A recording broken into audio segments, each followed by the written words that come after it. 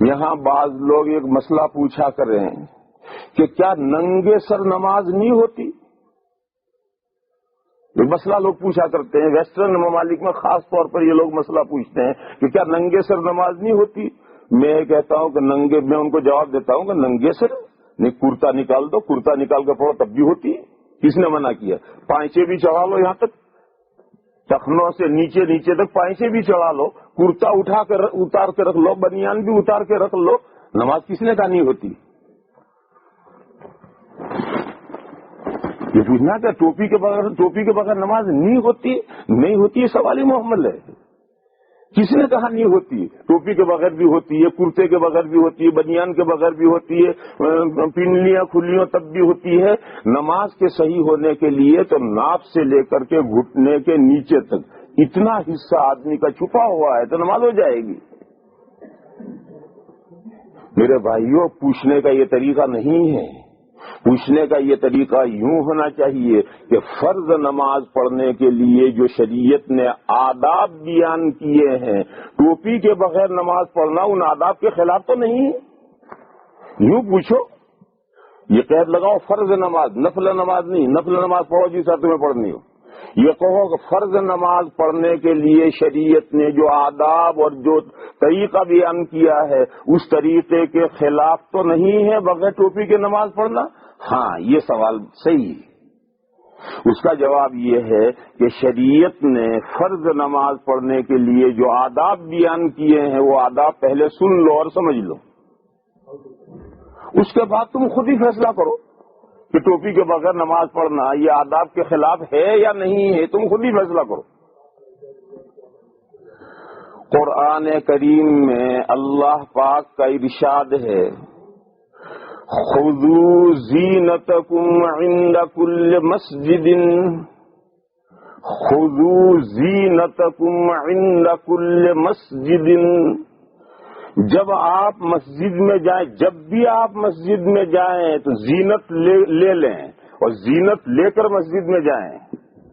خذوا زینتکم، لے لو تم تمہاری زینت کو، تمہاری زیبائش کو، عند کل مسجد، ہر مسجد کے پاس، یعنی جب بھی آپ مسجد میں جائیں تو زینت لے کر جائیں، زیبائش لے کر جائیں۔ ایک صاحب کی بیوی کا نام تھا زینت، وہ اپنی بیوی کو لے کر مسجد میں جاتے تھے تو لوگوں نے کہا بھی بیوی کو کیوں لے جاتے ہو؟ کہ اللہ میاں کا حکم ہے۔ لا الہ الا اللہ وحدہ لا شریک لہ۔ اب دیکھو، غور کرو، مسجدیں فرض نماز پڑھنے کے لیے، اصل جو مسجدیں بنائی گئی ہیں فرض نماز پڑھنے کے لیے بنائی گئی، اس لیے مسئلہ یہ ہے کہ تمام نفل نمازیں گھروں میں افضل ہیں۔ یہ تو مسئلہ حضرات نے سنا ہی ہوگا، تمام نفل نمازیں گھروں میں افضل ہیں، حتیٰ کہ سنت مؤکدہ یہ بھی گھروں میں افضل تھی، اب نہیں، اب فتویٰ بدل گیا ہے، زمانے کے حالات بدلنے سے فتویٰ بدل گیا ہے۔ اب اس زمانے میں فتویٰ یہ ہے کہ سنت مؤکدہ مسجد میں افضل ہے، لیکن پہلے جو مسئلہ تھا وہ یہ تھا کہ سنت مؤکدہ بھی گھروں میں افضل ہے۔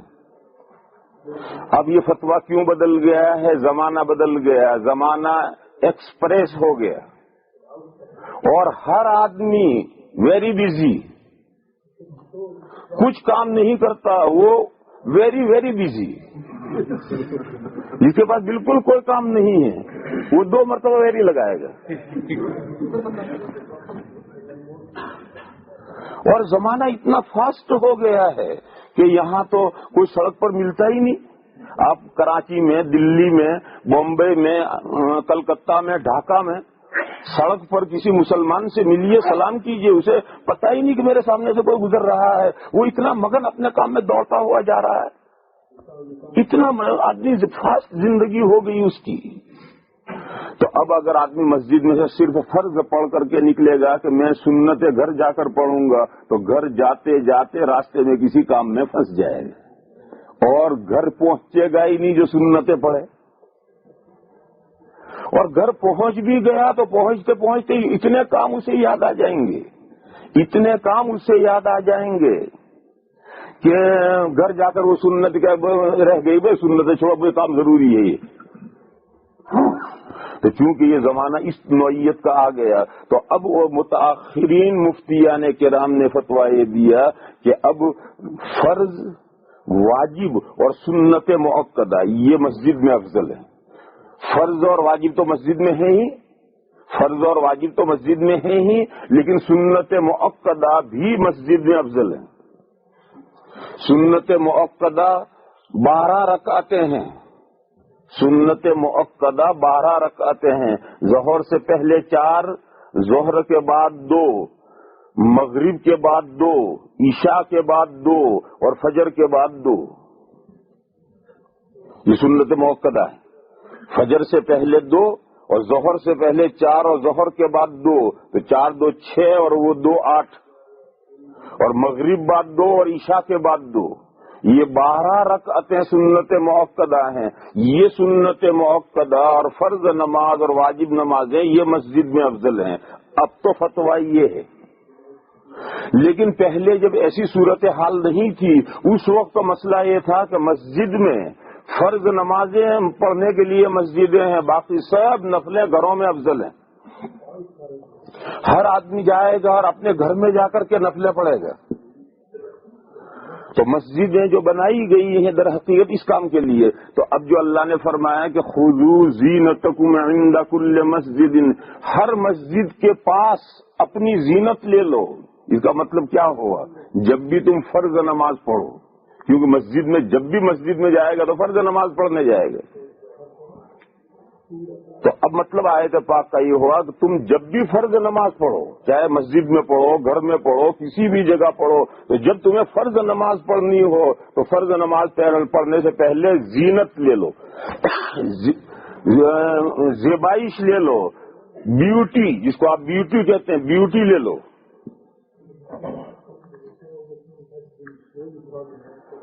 یعنی شاندار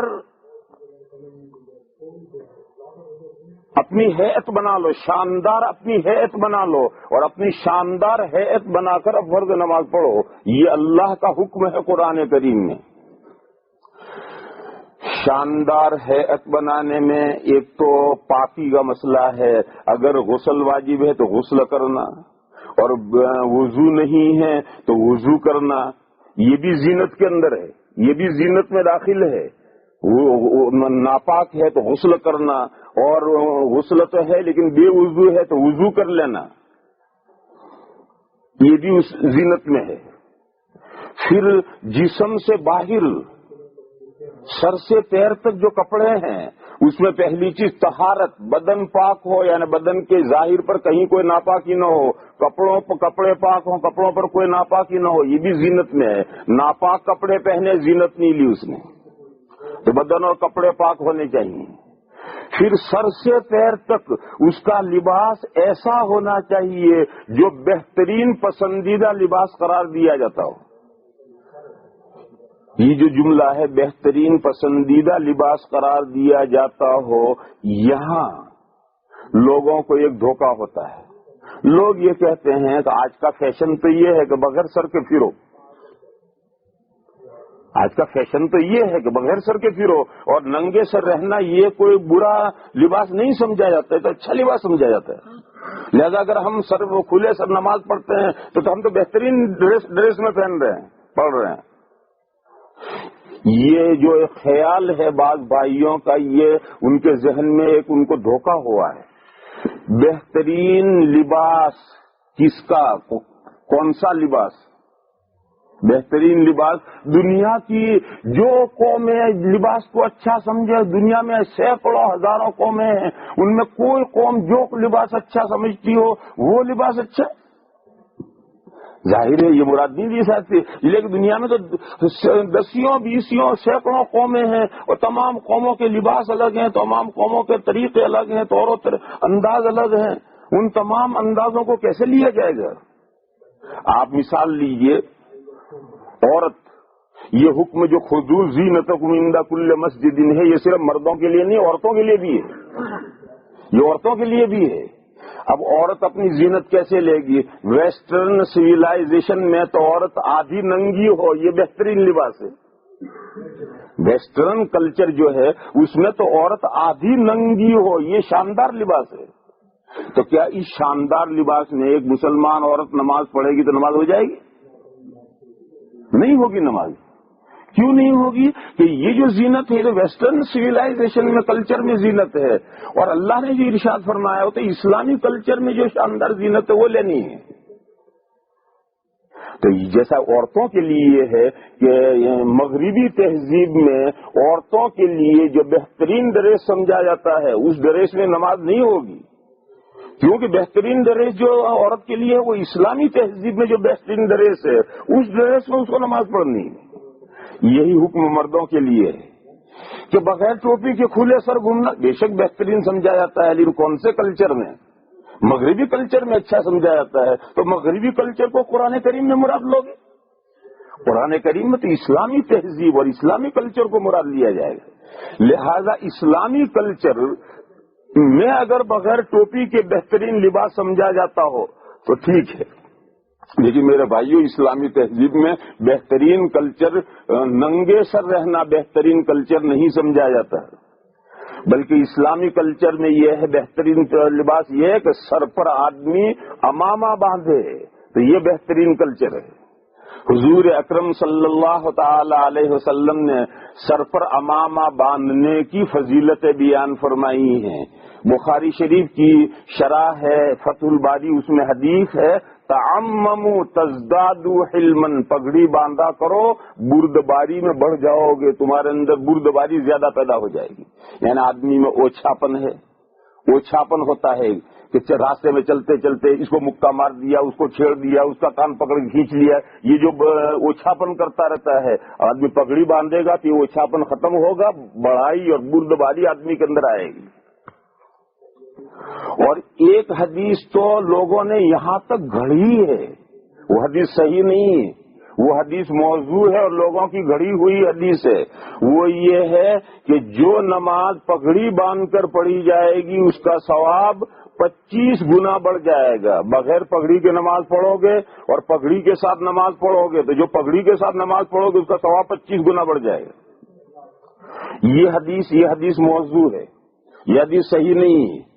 اور سیوطی رحمت اللہ علیہ بہت بڑے محدث ہیں، ان کی ایک کتاب ہے جامع صغیر، اس میں انہوں نے یہ حدیث لکھی اور لکھ کر کے انہوں نے اس کے اوپر جو نشان بنایا، ڈاٹ لگایا، وہ ضعیف کا لگایا کہ یہ حدیث ضعیف ہے.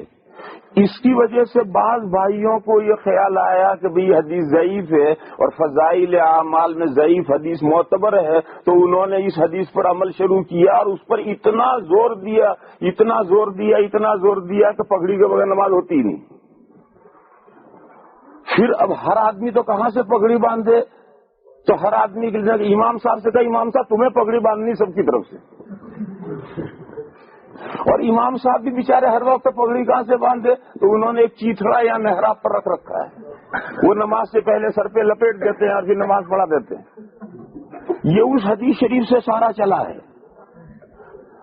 اولاً تو یہ حدیث صحیح نہیں ہے، یہ مصیبت بھگتو اور ہم تو ننگے سر پڑیں گے. یہ کیا بات ہوئی؟ اگر حدیث ہے اس پر عمل کرنا اور سب مسلمان عمل کرو. تو میں اصل یہ بتا رہا تھا کہ وہ جس حدیث ہے اسے سیوطی رحمت اللہ علیہ نے جامع صغیر میں اس میں ضعیف کا نشان بنایا ہے. اور اس لیے بعض وہ بھائی جن کو حدیث شریف کا بارے میں زیادہ معلومات نہیں ہیں وہ یہ سمجھے کہ یہ ضعیف حدیث ہے اور فضائل اعمال میں معتبر ہے، تو وہاں سے اس حدیث پر انہوں نے عمل شروع کیا اور پھر عمل کرتے کرتے اتنا مبالغہ کر دیا کہ اگر کوئی نماز پگڑی کے بغیر امام نماز پڑھائے گا تو نماز ہی نہیں ہوگی. ورنہ حقیقت یہ ہے کہ وہ حدیث شریف گڑھی ہوئی ہے، موضوع ہے، وہ حدیث صحیح نہیں. لیکن پگڑی باندھنا یہ تو اسلامی آداب میں سے، اسلامی لباس کے طور و طریق میں سے، آداب میں سے ہے. جب پگڑی باندھنا اور صرف ٹوپی پہننا بھی اسلامی آداب میں سے ہے. حضور اکرم صلی اللہ تعالی علیہ وسلم اور صحابہ سے صرف ٹوپی پہننا ثابت ہے. ایک حدیث شریف ہے اس میں یہ ہے کہ حضور نے یہ مضمون بیان کیا گیا کہ اللہ کے راستے میں جب جہاد ہوتا ہے اور لوگ لڑتے ہیں تو شہید جو لوگ ہوتے ہیں تو شہیدوں کی 4 قسمیں ہیں، 4 قسم کے شہید ہوتے ہیں۔ پہلی قسم یہ ہے کہ جید الایمان، بڑا مضبوط ایمان، پکا ایمان، میدان میں اترا اور بہادری کے ساتھ لڑا اور بہادری کے جوہر دکھائے اور مارا بھی، مارتا رہا اور آخر میں اللہ کے راستے میں شہید ہو گئے۔ تو حضور نے فرمایا کہ یہ اول نمبر کا شہید ہے اور جنت میں اس کے درجے اتنے اونچے ہوں گے کہ جنتی یوں دیکھیں گے اس کو۔ تو جب یوں کیا تو ٹوپی گر گئی۔ تو راوی یہ کہتا ہے کہ یہ جو جملہ ہے کہ ٹوپی گر گئی، یہ مجھے یاد نہیں رہا کہ حضور کی ٹوپی گری یا حضرت عمر کی ٹوپی گری۔ حضور سے یہ حدیث حضرت عمر روایت کرتے ہیں اور ترمذی شریف میں یہ روایت ہے۔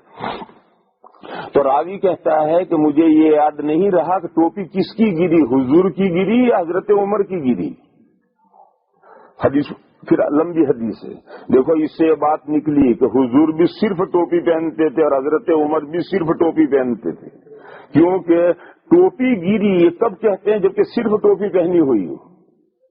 اور اگر پگڑی، ٹوپی پہن کر پگڑی باندھی اور پھر اولن تو پگڑی باندھو گے تو گرے گی نہیں، ٹوپی پہن کر پگڑی باندھو گے تو گرے گی نہیں، لیکن اگر گرے گی تو ٹوپی گرنا نہیں کہیں گے، پگڑی گرنا کہیں گے۔ محاورے میں اسے پگڑی گرنا کہیں گے، ٹوپی گرنا نہیں کہیں گے۔ اور حدیث میں کہ ٹوپی گری، معلوم ہوا کہ گھر میں حضور اکرم صلی اللہ تعالی علیہ وسلم بھی صرف ٹوپی پہنتے تھے اور صحابہ بھی صرف ٹوپی پہنتے تھے، اور گھر سے باہر سفر میں کسی مہمانوں سے ملنے کے موقع پر، دوسرے موقع پر حضور اکرم صلی اللہ تعالی علیہ وسلم پگڑی باندھا کرتے تھے اور پگڑی کا اہتمام فرمایا کرتے تھے۔ تو اسلامی جو لباس ہے، اسلامی لباس جو ہے وہ تو حضور اور صحابہ اور نیک مسلمانوں سے، حضور اور صحابہ اور ہر زمانے کے نیک مسلمانوں کا جو لباس ہے اس سے اسلامی لباس بنتا ہے۔ لہذا اسلامی لباس میں جو اچھا لباس ہے، زینت ہے، اس زینت کو قرآن کریم میں مراد لیا جائے گا۔ دنیا کی بے شمار ڈفرنٹ کلچرز جو ہیں ان میں جو اچھے لباس سمجھے جاتے ہیں ان اچھے لباسوں کو مراد نہیں لیا جا سکتا۔ لہذا یہ سوال کہ بغیر ٹوپی کے نماز پڑھنا، یہ آداب نماز کے جو آداب قرآن و حدیث نے بیان کیے ہیں یہ اس کے خلاف تو نہیں ہے، جواب یہ کہ اس کے خلاف ہے۔ قرآن میں نماز پڑھنے کے، فرض نماز پڑھنے کے، نفل کے بارے میں کچھ نہیں کرتا، تو پڑھو نفل تمہیں جس طرح پڑھنی ہے، لیکن فرض نماز کے بارے میں یہ کہہ رہا ہوں کہ فرض نماز کے بارے لیے جو قرآن کریم نے آداب بیان کیے ہیں ان آداب کے خلاف یہ چیز ہے، اور یہی چیز نہیں، دونوں آستینیں چڑھا رکھی ہیں، یہاں تک چڑھا رکھی ہے اور نماز پڑھ رہا ہے، یہ بھی اسلامی آداب کے خلاف ہے، اور اسے بھی فقہاء نے مکروہ لکھا۔ ایک کا کرتا ہے، اس کی آستینیں اتنی ہیں، کیا آج تو دنیا میں بہت اچھا سمجھا جاتا ہے اسے، وہ دنیا میں اچھا سمجھا جاتا ہے، کون سی تہذیبوں میں اچھا سمجھا جاتا ہے، اسلامی تہذیب میں اسے نہیں اچھا سمجھا جاتا، اور قرآن کریم میں اسلامی تہذیب کو مراد لیا جائے گا، دوسری تہذیبوں کو مراد نہیں لیا جائے گا۔ اسی طریقے پر آدمی کھیت میں کام کر رہا ہے اور پانچے چڑھا رکھے ہیں اور اسے پانچے چڑھے ہوئے نماز پڑھ رہا، مکروہ ہے۔ اسی طرح آدمی کھیت میں کام کر رہا ہے، اس نے کرتے کو اپنی کمر میں کرتا باندھ رکھا ہے جیسے کمر باندھا کرتے ہیں، اسی حال میں کمر کھولتا نہیں، اصل میں نماز پڑھتا ہے، یہ بھی مکروہ ہے۔ تو کرتا کمر میں باندھ کر، پانچے چڑھا کر، آستین چڑھا کر، یہ سب شکلیں مکروہ کیوں ہیں؟ یہ زینت کے خلاف ہیں، جو پہننے کا، لباس پہننے کا جو شاندار طریقہ ہے، یہ بیوٹی، لباس کی بیوٹی نہیں ہے۔ اور قرآن کریم کا یہ حکم ہے، خذوا زینتکم عند کل مسجد، جب بھی تم مسجد میں فرض نماز پڑھنے کے لیے جاؤ تو اپنی بیوٹی لو۔ تو اصل بات تو میں یہ چل رہی تھی کہ میں یہ کہہ رہا تھا کہ فرض کے احکام الگ ہیں اور نفل کے احکام الگ ہیں۔